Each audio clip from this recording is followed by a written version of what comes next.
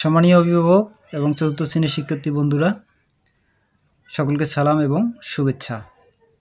স্বাগত জানাচ্ছি FR study হোমে আজকের আলোচনায়। আজ আমি তোমাদের অষ্টম অধ্যায়ের ভগ্নাংশ বিষয়ে নিয়ে আলোচনা করব। এখানে দেখো, তোমরা দুইটা ভগ্নাংশ দেখতে পাচ্ছ, একটা হলো 5-এর 3 আর একটা হলো 3-এর 2। আমরা প্রশ্নগুলো একটু দেখে নেই, কি আমরা করতে পারবো। সমহর বিশিষ্ট ভগ্নাংশে প্রকাশ করো 1 নম্বর। 2 নম্বর বড় বা ছোট নির্ণয় করো। 3 নম্বর যোগ বা মোট করো। 4 নম্বর বিয়োগ বা পার্থক্য নির্ণয় করো। তো 1 নম্বর সমস্যাটা হলো সমহর বিশিষ্ট ভগ্নাংশে প্রকাশ করো, তাই না? এই যে ভগ্নাংশ একটা লিখলাম 5-এর 3, আর একটা আছে কি 3-এর 2 লিখলাম, 3-এর 2। এখন কি করতে হবে? সমহর করার জন্য ভগ্নাংশের লব এবং হরকে একই সংখ্যা দিয়ে গুণ করতে হবে, তাই না? তাহলে আমরা এখন এইটা লিখলাম, মানে 1 দিয়ে গুণ করা হয়েছে, এখন 2 দিয়ে গুণ করো, তাহলে কত হবে? 6, এখানে হবে 10, তারপরে হচ্ছে 9, এখানে হবে 15। আমরা প্রথমে 3টে করে করি, তাহলে এখানে হবে 6, এখানে হলো 4, এখানে হলো 9, এখানে হলো 6। এখন পর্যন্ত সমহর পাওয়া যায়নি, মানে হর সমান হয়নি। তাহলে যেহেতু এই ছোট সংখ্যা, এটা আমরা আরেকটু বাড়াই, তাহলে কত হচ্ছে? 3 4 12, 4 2 8। তারপরে আমরা বাড়াই 3 5 15, আর হলো 5 2 10। দেখো, এই জায়গায় এসে আমাদের হরগুলো সমান হয়েছে। একটা জিনিস খেয়াল করবা, যে হরগুলোর সংখ্যাগুলো ছোট থাকে সেগুলো একটু বেশিবার গুণ করতে হবে, আর যেগুলো সংখ্যাগুলো বড় থাকে সেটা কমবার। যেমন এখানে 3 বার গুণ করে 15 পাইছি, আর এখানে 5 বার। তাহলে আমরা কোথায় পেলাম সমহর? এই যে পাইলাম সমহর। ঠিক আছে? তাহলে 1 নম্বর প্রশ্নের সমাধান আমরা পেয়ে গেলাম। এবার 2 নম্বর প্রশ্ন কি? বড় ছোট নির্ণয় করো, তাই না? বড় ছোট কিভাবে নির্ণয় করব? দেখো, এইখানে সমাধান করতে আবার তোমরা এই সমহরটা করে নিতে হবে। করে নেওয়ার পর কি করতে হবে? তোমাকে সমহর করার পর আমরা এখানে কি পাবো? এই যে এইটা পাইলাম, তাহলে লিখবো এখানে 9 15, আর হলো 9 9 আর হলো 15 10। তাহলে এটা কোনটা ছোট? এইটা ছোট। 15 9 হর সমান হলে লব যেটা ছোট সেটা ছোট, তাই না? এটা ছোট হয়ে গেল। তাহলে এইটার মূল ভগ্নাংশটা কি? অতএব এই 9 15 মূল ভগ্নাংশটা ছিল 5-এর 3। তাহলে 5-এর 3 লেস দেন হলো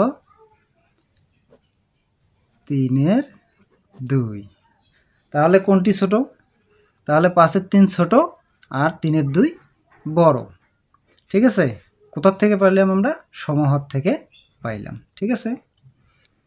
এখন আমরা নিচে লিখতে পারি 5-এর 3 বড়, 3-এর 2 ছোট, অথবা 3-এর 2 ছোট, 5-এর 3 ছোট, 3-এর 2 বড়, অথবা 3-এর 2 বড়, 5-এর 3 ছোট। যেটা তোমার দরকার তুমি সেটা লিখে দিতে পারবে।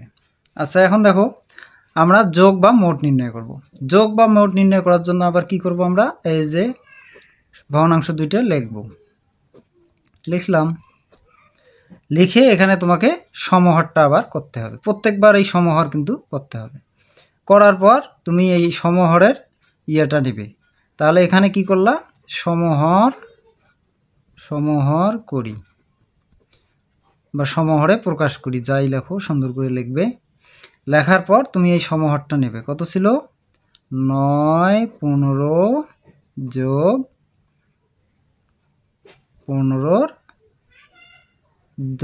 15 10, তাই না? তারপরে কি করব? এই দুইটা হরের মধ্যে একটা হর নেব। তারপরে লব 9 যোগ 10, জায়গা নাই, এদিকে করি আমি 15। তাহলে 9 আর 10 যোগ করো, কত হচ্ছে? 19। এই হলো যোগ। তাহলে প্রত্যেকবার কি করতে হবে? সমহর করতে হবে। এখন 4 নম্বর বলছে বিয়োগ বা পার্থক্য নির্ণয় করো। বিয়োগ বা পার্থক্য নির্ণয় করো। আচ্ছা, বিয়োগ বা পার্থক্য করার জন্য একটা জিনিস খেয়াল করতে হবে, যে বড় সংখ্যাটা থেকে ছোট সংখ্যাটা বিয়োগ করতে হবে। দেখো, 3-এর 2টা বড় ছিল, কিভাবে পাইছি? যে 15 10 আর 15 9। তাহলে 3-এর 2টা আগে লিখবো আমরা। 3-এর 2 বিয়োগ হবে 5-এর 3। এখানেও কি লিখব আমরা